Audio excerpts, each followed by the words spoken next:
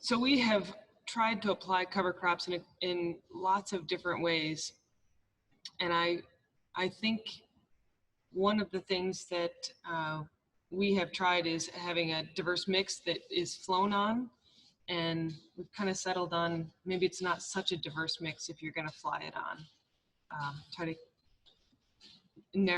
have fewer different kinds of seeds that you're applying if you're going to do aerial application.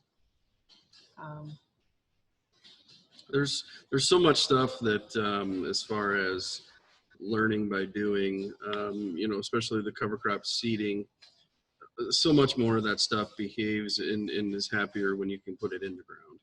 Yeah. You know, some things like rye, barley, they do fine on the surface, but you can use a lower rate when you're drilling, or some kind of incorporation with, and it could be a broadcast then worked in. So, you know, I like the idea if you do call for some fertilizer and even manure too, you get that spread. You broadcast a cover crop, and then you're incorporating it all at the same time. To me, that makes a lot of sense, and I'd like to do some more of that kind of work. Obviously, when you start out with anything new, you know, there's always a learning curve. So, you know, with cover crops, we've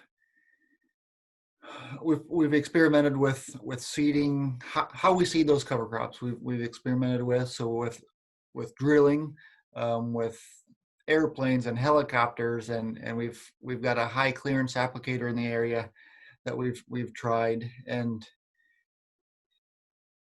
not only by the application method, but even rates. You know, when we first started with cover crops, you know, we really thought it needed to be a blanket out there in the spring, and we found it probably doesn't really need to be that thick, and it'll still do the same job, and maybe it's a little easier to manage in the spring when it's not quite as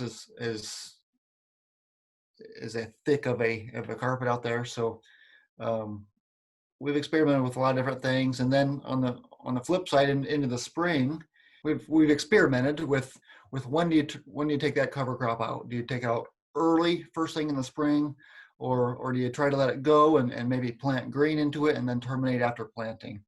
And we've had mixed results.